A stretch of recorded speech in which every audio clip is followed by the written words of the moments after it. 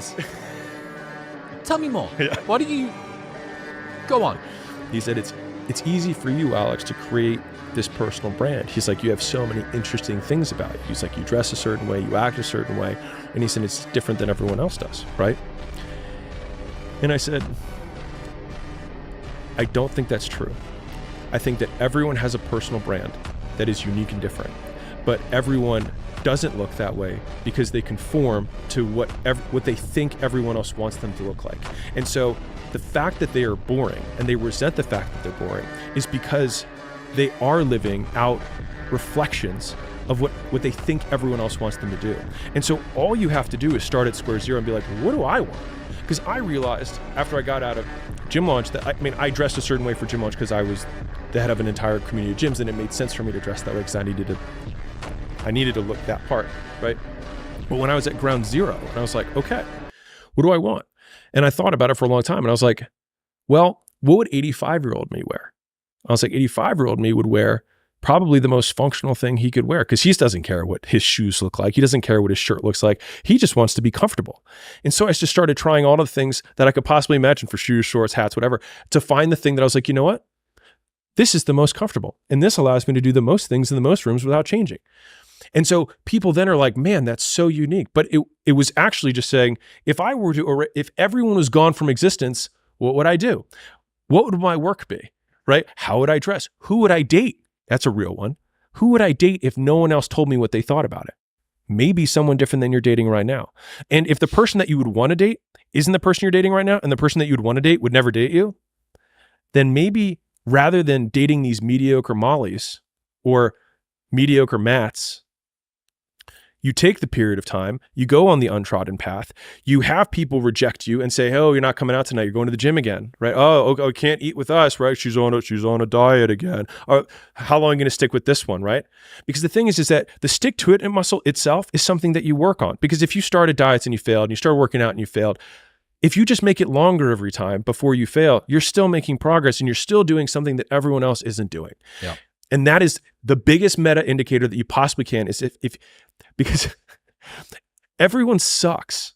Like, so many people are mediocre. Like, half of the United States is in debt. They don't even have they're negative net worth.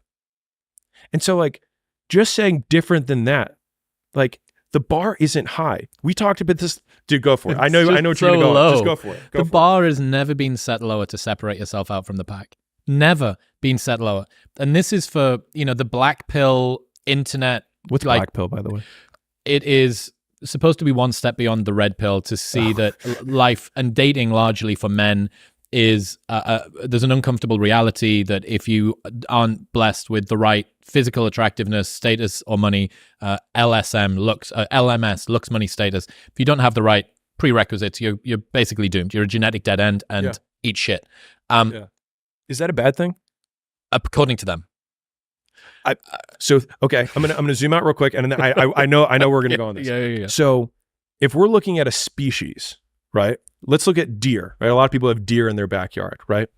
Well, what is natural is that one buck inseminates 50 doe, and he competes with all the other deer. And the reason for that is because then it actually allows the, quote, best genes to proliferate. Now, best is determined by what actually continues on, right? Getting perilously close to eugenics here, Alex.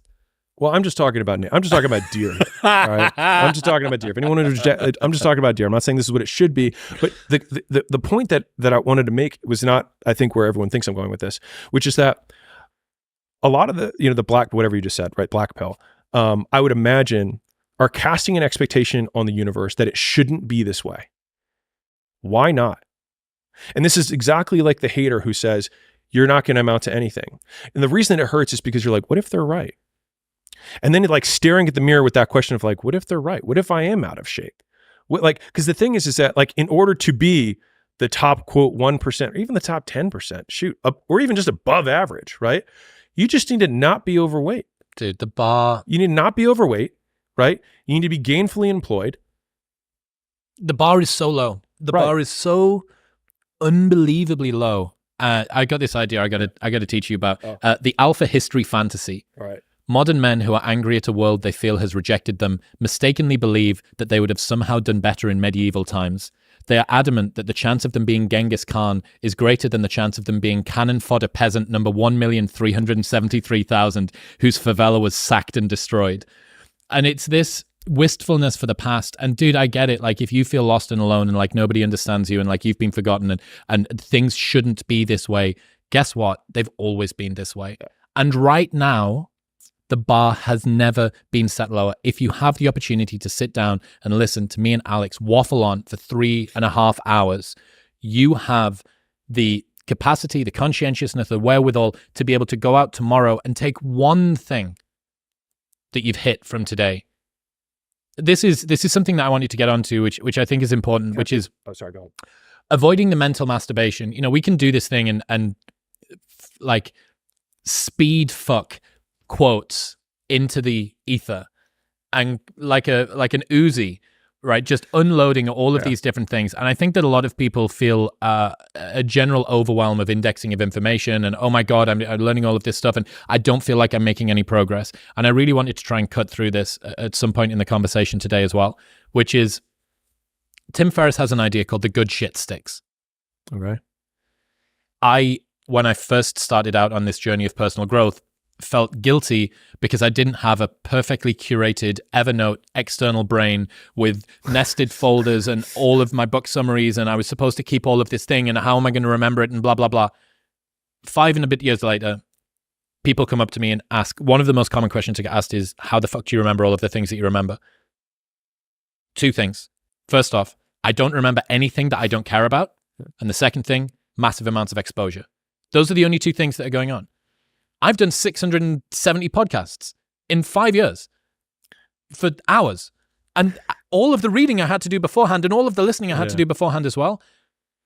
And I didn't stress myself about what I had to remember. So if you listen to this 3 and a bit hour podcast and you go, they said a lot of words there. Alex said a lot of words. Chris said a lot of words. What's the one thing that you couldn't stop thinking about? And there may be nothing. Fair play. We failed. If there's one thing that you can't stop thinking about, that story about the kid from Cumbria, that time when Alex had to drive across the country, that's the thing. That is the thing. And allowing yourself to naturally select whatever the most important learning is from the content that you consume is the best way to work out what is going to resonate, and it's the best way to act on it as well. If you can't stop thinking about it when you go to bed tonight, and you can't stop telling your friends about it in the morning, and you've clipped it from this podcast or any other podcast or any other book or whatever the thing is that you keep sending photos of and you keep on reciting to people and you try and tell your mum about it and she doesn't care, that is the thing that you need to work on.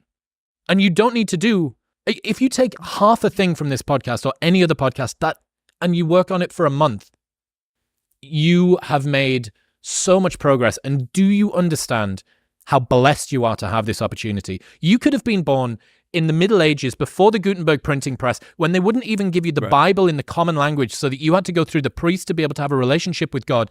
Right now, you can search for whatever it is that you're dealing with, find the greatest minds on the planet, listen to them, and then the next day implement it, and you move not only yourself, but you move the world around you.